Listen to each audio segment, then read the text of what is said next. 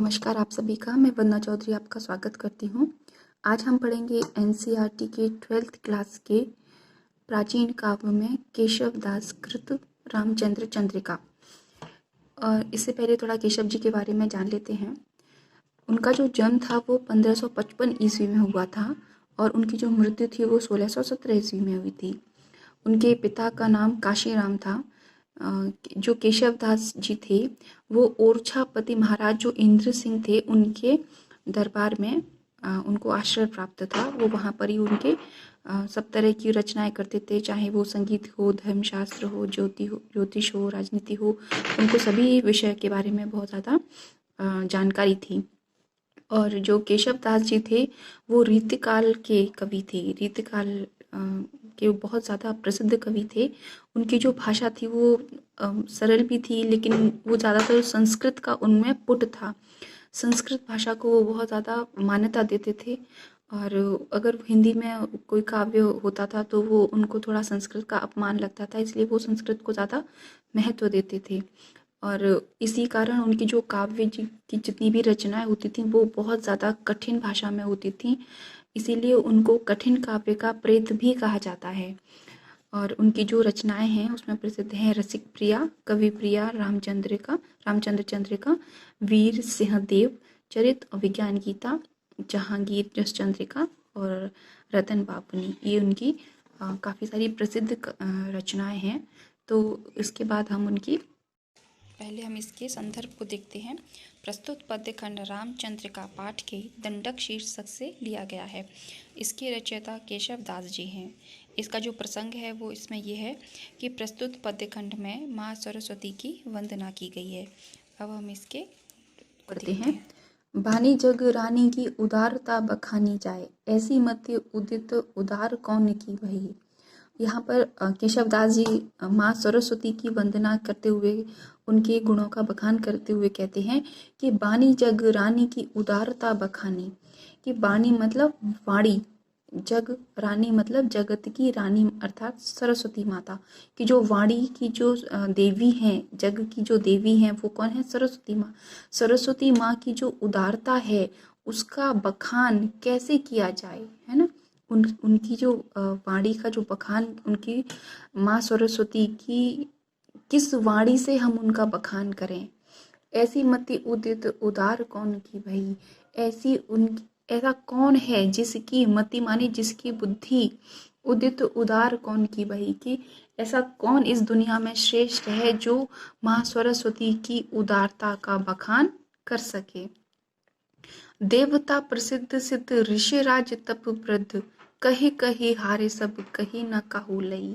और कह रहे हैं कि जो देवता हैं, देव जितने भी देव हैं, प्रसिद्ध सिद्ध ऋषिराज और जितने भी प्रसिद्ध जो जिन्होंने सिद्धि प्राप्त कर ली है, ऐसे ऋषि, बहुत से जो ऋषि मुनि हैं, तप वृद्ध जो मतलब जिन्होंने तप भी किया है, जिन्होंने अटूट ज्ञान को भी प्राप्त कर लिया है तप करके, वो भी कहे कहे हारे, वो भी माँ सरस्वती की उदारता का बखान कर करके हार चुके हैं। सब कही न काऊ लई, और सब लोग कह कह के हार गए हैं, फिर भी वो उनकी उदारता का बखान नहीं कर पा रहे। मतलब इतने श्रेष्ठ लोग भी उनकी उदारता का बखान नहीं कर पा रहे हैं माँ सरस्वती की। भावी भुव वर्तमान जगत बखानत है।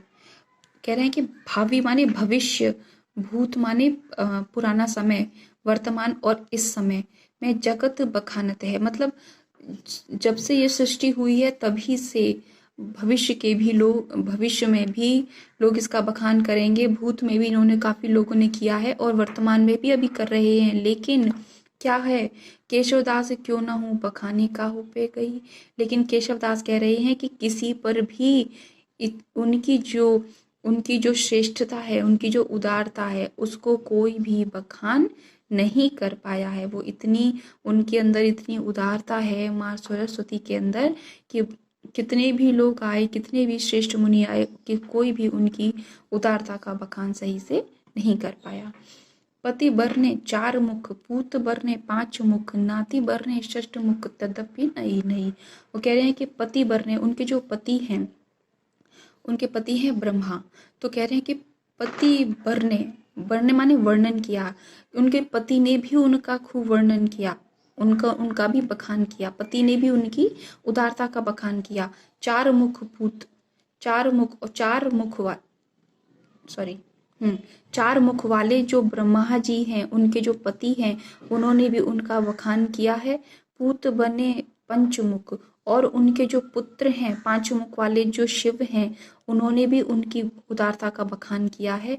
नाती वर ने षष्ठ मुख, और जो उनके 6 मुख वाले जो उनके नाती मतलब कार्तिकेय हैं, उन्होंने भी उनका उदारता का बखान किया है। तद्यपि नहीं, लेकिन इन सब लोगों ने कर रखा है, लेकिन फिर भी उनकी जो उदारता है वो हर बार नई हो जाती है। मतलब जितना भी वो बखान करते हैं उसके बाद और उनकी उदारता निखर कर आती है। इसी प्रकार माँ सरस्वती की उदारता का जो बखान है वो कोई भी अभी तक नहीं कर पाया है, इसका ये अर्थ है। अब लक्ष्मण उर्मिला संवाद के संदर्भ को देखते हैं। प्रस्तुत पद्यखंड रामचंद्रिका पाठ के लक्ष्मण उर्मिला शीर्षक से लिया गया है। इसके रचयिता केशव दास जी हैं और इसका जो प्रसंग है, प्रस्तुत पद्यखंड में लक्ष्मण ने पंचवटी की सुंदरता और उसके गुणों का वर्णन किया है। ये इसका प्रसंग है। दूसरा पद है लक्ष्मण उर्मिला संवाद। इसमें है सब जाति फटी दुख की दुपटी, कपटी न रहे जहाँ एक घटी, निगटी रुचि मीचु घटी हु घटी, जग जीव जतीन की छूटी चटी। यहाँ पर लक्ष्मण जी हैं वो उर्मिला को पंचवटी के जो वहाँ जो पवित्र भूमि है उसके गुणों का बखान कर रहे हैं। वो कह रहे हैं कि सब जात फटी दुख की दुपटी। वो कह रहे हैं कि किसी भी जात, जो भी जात हो, जहाँ के जो लोग हों, उनके दुख की दुपटी, अगर वो दुख की दुपटी माने दुख के उसमें भंवर में जो भी जिनके जीवन में बहुत सारे दुख हों, वो भी कपटी न रहे यहाँ एक घटी।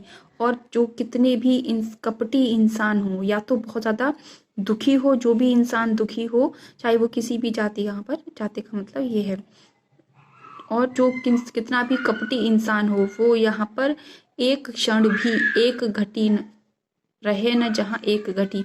उसकी जितनी भी कपटता है या किसी भी इंसान के जितने भी दुख हैं, वो यहाँ पर एक क्षण भी नहीं रह पाते हैं। मतलब पंचवटी के पर जाकर यहाँ पर उनके सारे दुख खत्म हो जाते हैं, और जो कपटी इंसान होते हैं वो उनकी कपटता दूर हो जाती है।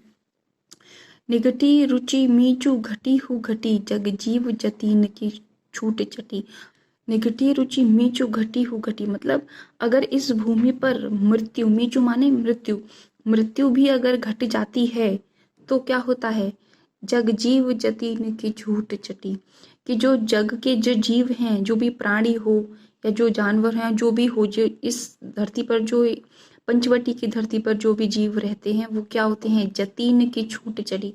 जो बहुत से लोग होते हैं जो जतिन करके मोक्ष की प्राप्ति करना चाहते हैं, लेकिन उनका यह कहना है कि पंचवटी की भूमि पर अगर किसी को मृत्यु भी उसकी घट जाती है तो उसको क्या हो जाता है, वो बिना किसी जतिन के उसको मोक्ष की प्राप्ति हो जाती है। जतिन यानी प्रयास, या जो प्रयास करते हैं ना मोक्ष की प्राप्ति के लिए, तो यहाँ पर उसका यही भाव है। अघ ओघ की बेरी कटी विकटी, निकटी प्रकटी गुरु ज्ञान कटी। अब यहाँ कह रहे हैं कि अघ ओघ की बेरी कटी विकटी, मतलब जो विकट जो अघ ओघ माने पाप की बेड़ियां, अघ ओघ माने पाप की बेड़ियां, कटी विकटी जो चाहे कितना भी विकट मतलब घोर पाप अगर किसी ने भी किया हो तो यहाँ पर क्या हो जाता है, उसके पाप की बेड़ियां कट जाती हैं। निकटी प्रकटी गुरु ज्ञान कटी, और जो गुरु के पास ज्ञान के रूप में आता है उसको क्या हो जाता है, गुरु के ज्ञान की गति माने गठरी प्राप्त हो जाती है। यहाँ कहने का मतलब यह है कि चाहे जितना भी किसी ने अघोर पाप किए हों, वहाँ यहाँ इस धरती पर आकर उसके सारे पापों की बेड़ियां कट जाती हैं, और उसको सच्चे गुरु के ज्ञान की जो गठरी है, वो गुरु का ज्ञान उसको प्राप्त हो जाता है, जो भी व्यक्ति यहाँ पर इस भूमि पर आता है। चहु ओरनि नाचती मुक्ति नटी गुण धूर जटी जटी पंचवटी। और कहते हैं कि यहाँ पंचवटी में चारों ओर, चहु ओरनि माने चारों दिशाओं में, नाचती माने नाचती है या घूमती है, मुक्ति नटी मुक्ति रूपी नटी यानी नर्तकी, मुक्ति रूपी नर्तकी जो चारों दिशाओं में यहाँ पर घूमती रहती है। क्योंकि उनका कहने का तात्पर्य यह है कि पंचवटी की हर दिशा क्या है, बहुत ही ज़्यादा पवित्र और अच्छी है। गुण धूर जटी जटी पंचवटी। अब यहाँ इस भाव को, इस शब्द के आप मीनिंग को, बहुत गहरा यहाँ पर इसका अर्थ है, आप इसको समझने की कोशिश कीजिए। वो कह रहे हैं कि गुण माने गुण, गुण, धूर माने धूल, जटी माने जटा। अब जटा यहाँ पर ये है शंकर भगवान की जो जटाएं हैं उनके अंदर क्या है, पवित्र गंगा।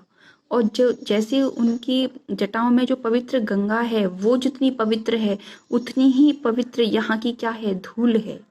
ठीक, जटी पंचवटी, ये जो पंचवटी नामक ये जो धरती है यहाँ पर, उसकी जो धूल है वो शिव की जटाओं की पवित्र गंगा जो है उसके समान यहाँ की जो धूल है वो पवित्र है। आपको इसका अर्थ समझ में आ गया होगा, यही इसका सही अर्थ है। अंगद का संदर्भ देखते हैं। प्रस्तुत पदखंड रामचंद्र का पाठ के अंगद नामक शीर्षक से लिया गया है। इसके रचयिता केशवदास जी हैं, वो पहले की तरह ही होगा, लेकिन प्रसंग में इस पद में अंगद द्वारा श्री राम के गुणों का बखान किया गया है और उनकी वानर सेना का भी जो बखान है वो उसमें किया गया है। यहाँ इस पद में जो अंगद हैं वो रावण के दरबार में जाकर भगवान श्री राम और उनकी जो सेना है उनका बखान करते हैं। आप उसी को देखिए। सिंधुतरियो उनको वरना तुम पे धनुरेख गई न तरी। वो कहते हैं कि सिंधु माने सागर पर जो भगवान श्री राम की जो सेना है, वानर सेना, उन्होंने उस सागर को भी पार कर लिया, लेकिन तुम पे माने लेकिन तुम पे क्या नहीं करी गई, धनुरेख गई न तरी, लेकिन तुम पर लक्ष्मण के द्वारा खींची गई एक लक्ष्मण रेखा भी तुम पर पार नहीं की गई। यहाँ उन्होंने कहा है कि तुमसे ज्यादा श्रेष्ठ तो भगवान श्री राम की वानर सेना है जिसने सिंधु को पार कर लिया, लेकिन तुमसे तो लक्ष्मण की धनुष से जो बाण से जो रेखा खींची गई थी तुम पर, तो वो भी पार नहीं की गई। बांधोई बांधत सोना बन्यो उन वारित बांध के बाट करी। और वो कह रहे हैं कि बांधोई, और यहाँ पर जो हनुमान जी आए थे, बांधोई बांधत सोना बन्यो, तुम पर तो वो हनुमान जी जो तुमने उनको बांधने की कोशिश की थी वो भी तुम उनको बांध नहीं पाए थे, लेकिन उन्होंने क्या किया, वारिधि बांध के बाट करी। और उन्होंने तो क्या कर दिया, वारिधि माने समुद्र, उन्होंने समुद्र की जो बाधी के माने बांध कर यानी बांध बनाकर यानी पुल बनाकर, लेकिन उन्होंने क्या किया, उनकी सेना ने क्या किया, उनकी सेना ने सिंधु पर बांध बनाकर, वाट माने उनकी राह माने उन्होंने तो राह भी बना ली। मतलब तुम्हारे राज्य में तो जो वानर आ गया तुमको वो भी नहीं बांधा गया, और उन्होंने तो क्या कर पाया, उन्होंने तो समुद्र को भी बांध कर, मतलब उस पर रास्ता बनाकर वो बनाने में सफल हो गए और तुम्हारे राज्य में आ गए। श्री रघुनाथ प्रताप की बातों तुम्हें 10 कंठ न जाने परी। और उन्होंने यहाँ पर कहा है कि तुमको भगवान श्री राम के प्रताप की बात तुमको समझ नहीं आती है, तुम्हारे 10 सिर हैं, 10 कंठ का मतलब तुम्हारे 10 सिर हैं, फिर भी तुमको इतना भी समझ नहीं आता है कि भगवान श्री राम का जो प्रताप है वो चारों दिशाओं में है, तो तुम्हारे 10 कंठ होने का क्या फायदा। यहाँ पर उन्होंने बहुत बड़ा व्यंग किया है रावण के लिए कि तुम्हारे 10 सिर होने के बावजूद भी तुम्हारे अंदर इतना भी दिमाग नहीं, या उन्होंने यहाँ पर एक व्यंग करके कहा कि तुम्हें भगवान श्री राम के प्रताप की बात समझ में नहीं आती।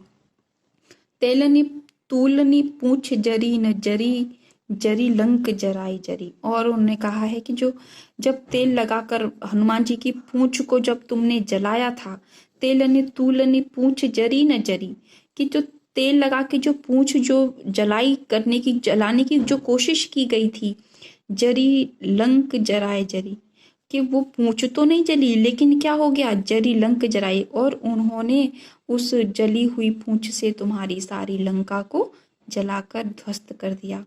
यहाँ पर अंगद ने भगवान राम और उनकी जो वानर सेना है उनके उसके जो प्रताप को उन्होंने दर्शाया है कि रावण तुम्हारे सामने तो भगवान श्री राम के जो वानर हैं वो भी ज़्यादा श्रेष्ठ हैं। इसका यही सही अर्थ है।